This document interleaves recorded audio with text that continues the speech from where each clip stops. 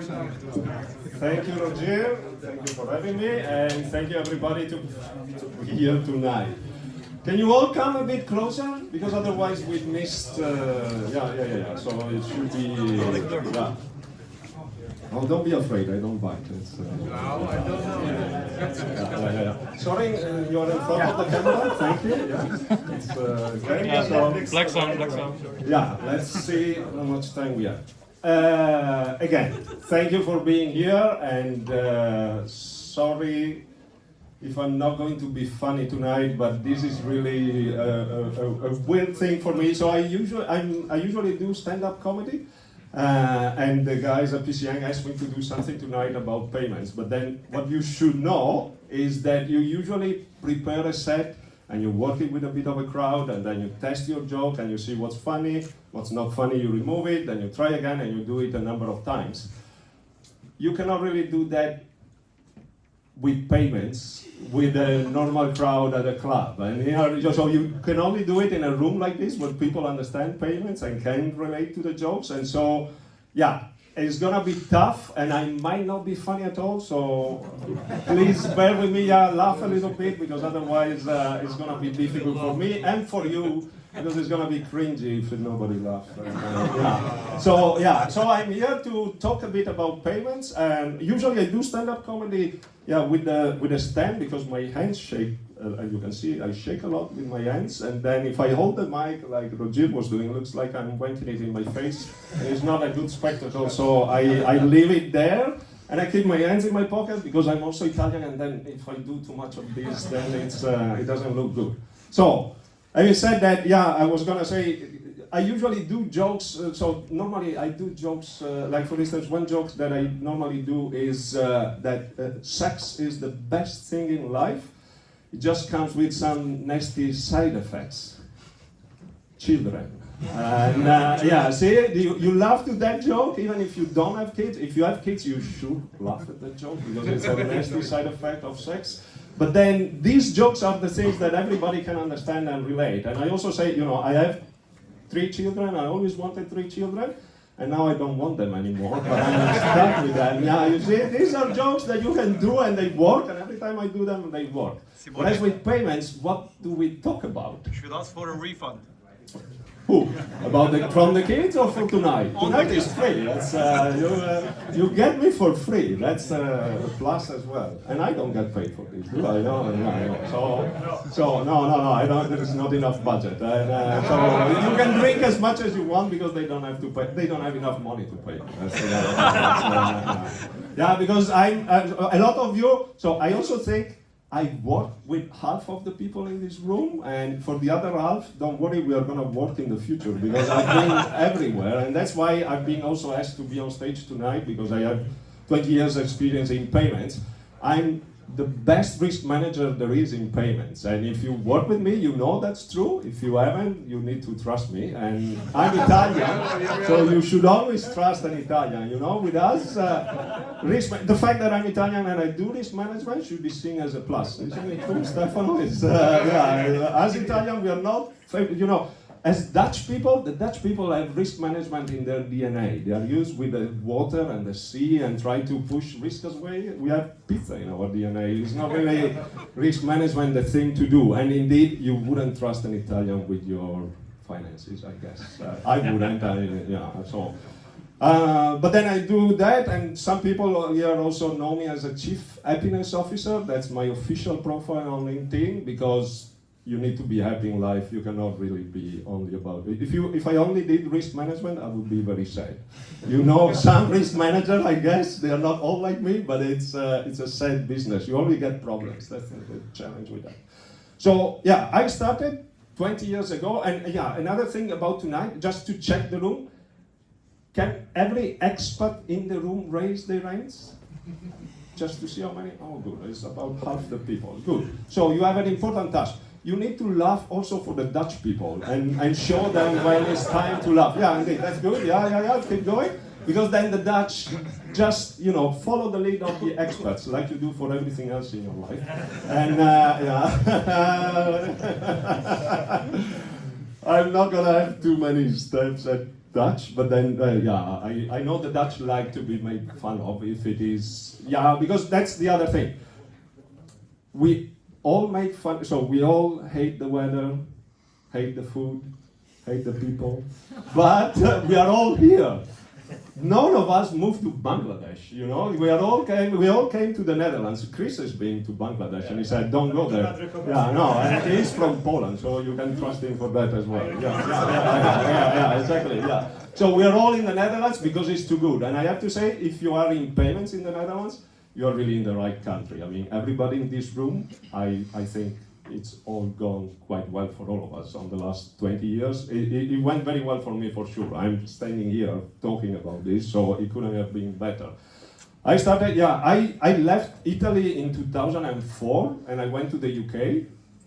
And back then, I didn't even have a card. I didn't have a bank account. I didn't have a job, so I didn't need a bank account that would just take money away from me.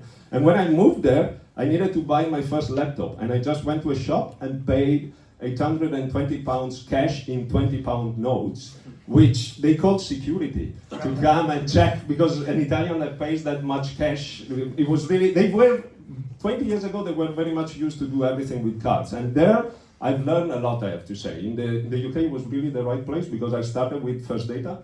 First Data today is Pfizer, so I worked with them, and I've learned from the basics. My first job there was collection, so I had to call people that were in debt, and I was working for First Data Global Leasing, and people thought I was calling to sell double glazing. They didn't understand my accent, and so it was really difficult at the beginning, but then you try hard and you push, and then you try to make it work for you, and the first week, I actually spent the first week with a Dutch guy that was training me on collection. And this Dutch guy, he was already waiting for his pension. Yeah, he was 10 years away from his pension, but he was just sitting there calling people. And I learned the best lesson I could learn at the beginning of my corporate career with him.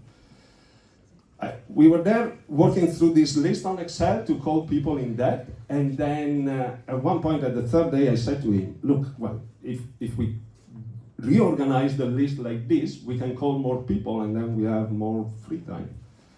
And he said, if you do that, they give you something else to do. And for me, it was the best. I thought, okay, then if that's the bar I need to beat, then it's gonna be an easy ride. And indeed, he ended up in the passion state with a collection job, while I was in another country doing a completely different thing by that time. Because indeed, then I got promoted as a financial analyst. I started doing a lot more credit risk, which is a great thing to do if you are in payments. There is always risk, and so I'm sorry for the sales guys in the room, but you cannot escape a risk manager if you are in payments, and rightly so, I have to say. And so then what happened with First Data, they asked me to come to the Netherlands, luckily for me, so I was sent to Amsterdam in 2010. And at that time I joined EMS, European Merchant Services, and it was the best step. So when they asked me to go, we already had one of the three kids. So we had a 2-year-old, and my wife was 7 months pregnant. So not really the best time to leave your home and country and move to another one. But we came over to the Netherlands, and it was again, 2010, Ecom was just starting, and EMS back then, there are a few colleagues from that time. We were doing great work. I think, there is quite a corner of EMS people here.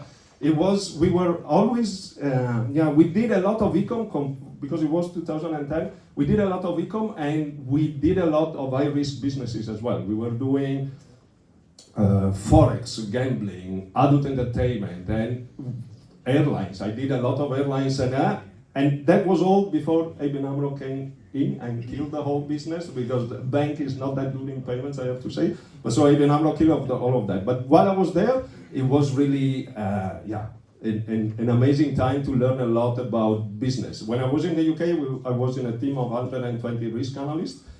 In Amsterdam, we were 60 people doing the business, and it was really a nice time. It was really something special. I loved my time there, and we always did the barbecue as well. It was really a nice environment and a good spirit to work with. Then I left, and the company went downhill. But that's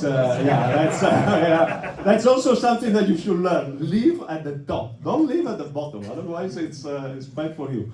I left because I wanted to do something different, and at the time, this was 2014, the right move to do was to go from an acquirer to a PSP, because PSP were very much starting at the time. And I had a contract in my pocket already ready to sign with Payvision. Yeah, see, has anybody heard about Payvision? Yeah. So this is exactly the joke that a room like this should understand, because just the name should give you enough background. And then what happened? Yeah, I need to thank the PCN guys, because what happened was Jordan called me and he said, "Oh, I have a job for you for PayU," and I had never heard of PayU. And then he said, "Yeah, it's this international PSP, will be good for you, it's the right company." And I said, "Yeah, I'm already ready to sign with Payvision." "Oh, no, you should not do that, and you should focus on this." So again, thank you to PCN, because I wouldn't have the life I had if I went to Payvision instead of PayU, which, and also, thank you for hosting us tonight. I think PCN is doing a great thing with organizing these events and these evenings, so it keeps, indeed, just like Chris said, if you need good people, contact them. They hire me, so you can trust that they do get good people.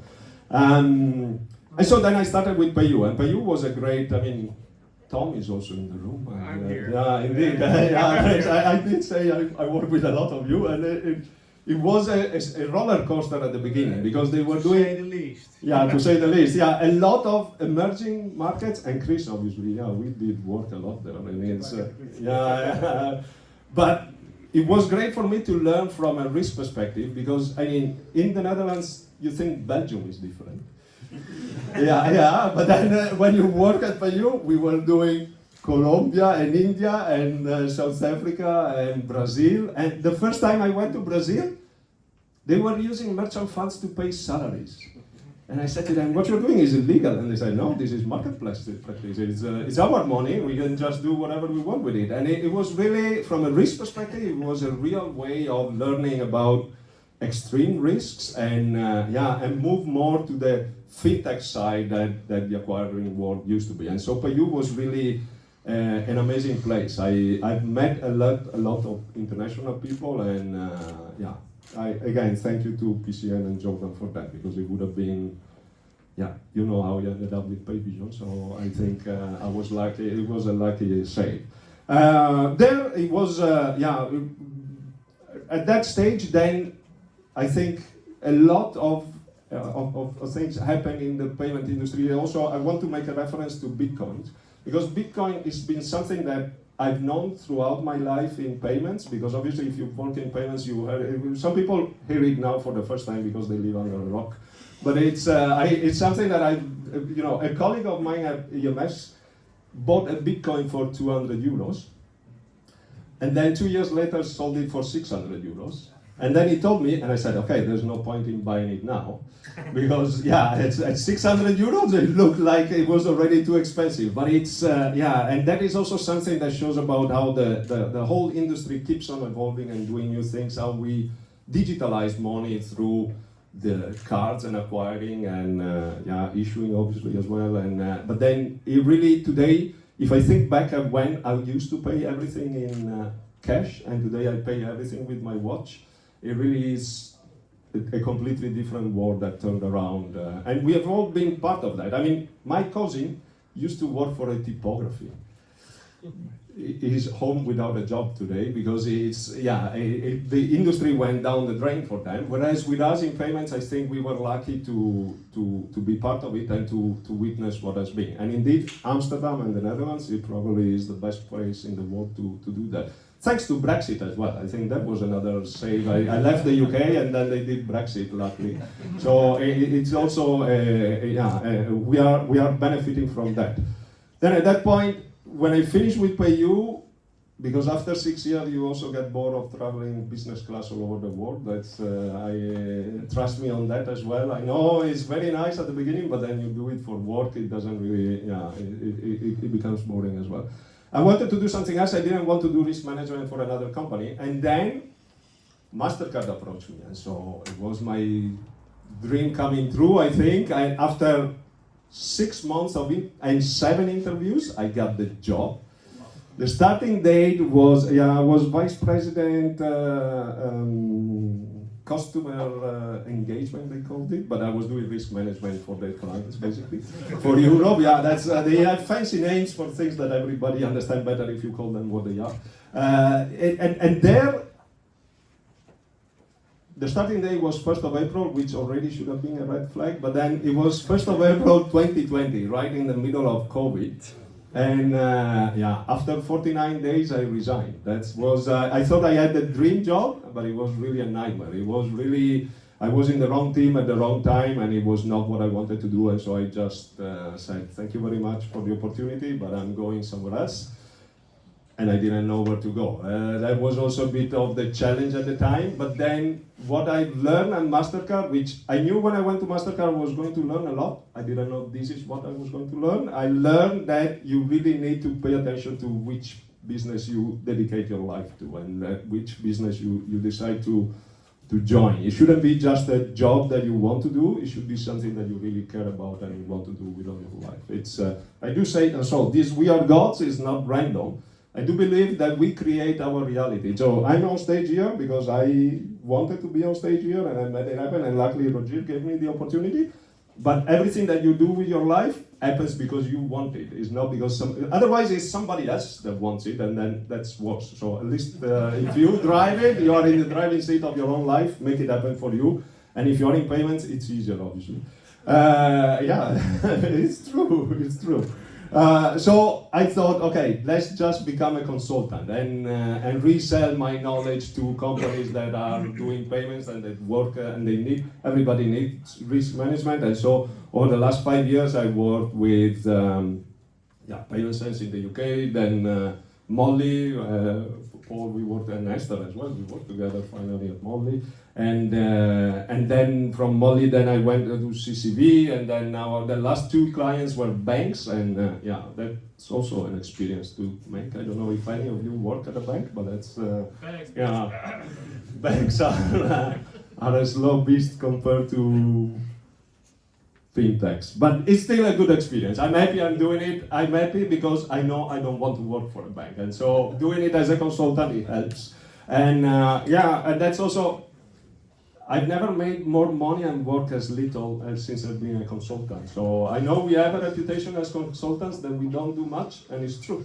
But that's one of the perks of the jobs. And I also have to say that if you did your job well, your company wouldn't need consultants. So it's not our fault, is it? Oh, you don't like that joke, no? Yeah. No, but jokes aside, it's also true. I was lucky. I got into a very niche thing. There isn't that many people that know risk management in payments, and the banks for sure don't know it, so they really need my help. I think I deliver value everywhere I go. Even now with ING, it was through PCN, so indeed PCN is a great recruiting company. On that, I want to mention also something about Fintribe. I always go to all of the drinks. If I'm in the city, I always go, together with Stefano, Pietro is there as well. So it's a nice place where to go and get together and meet more people from payments. You always meet somebody different all the time, and I think Chris and Julia did a very good job in creating this environment. So thank you to you as well. Now, I'm coming to a closure because I think I'm at 20 minutes now. So there is a key message that I want to leave with you, because you are all in payments, and I think it's very important. And it's this sentence which probably doesn't make any sense at the beginning, but I'm going to explain it, which is, you should never work for money, but you should always work for money. Now, I know it doesn't make any sense, but then you need to look at it that you should never be driven into your job for the money that you get out of it. So whenever I made a decision for money, it backfired drastically. It was really, really bad. And so I've learned that I should not pay attention to money. Money comes as a consequence of what you do. If you're doing the right thing and you're doing it well, money will come. So you shouldn't really worry and work for money. But you should work for money in the sense that you should make money better. You should strive with your job to make the fintech and the payment environment better for everybody, because everybody benefits from it. And it's what has been happening for the last 20 years. I think that's why also we make so much money. And I want to bring the example of Gen. Gen is a great company. They came to us at EMS. I know John disagreed with my view, but then they came to us at EMS in 2011, and we said no to them.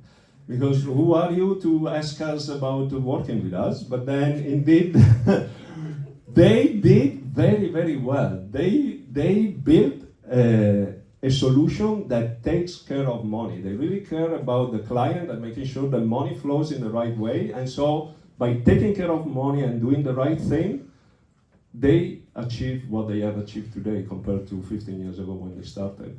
And yeah, that is really the message. If you're doing the right thing, you're doing it for a spirit of making something better, then you will always get something back in return. And so that's very much the message I have for you tonight. I hope I wasn't not funny and that I was funny enough, but then come and see me on one of the other nights where I talk about kids or Italian. I have a set about how great Italians are, and that's very fun. It's, yeah, so you should have to see that one.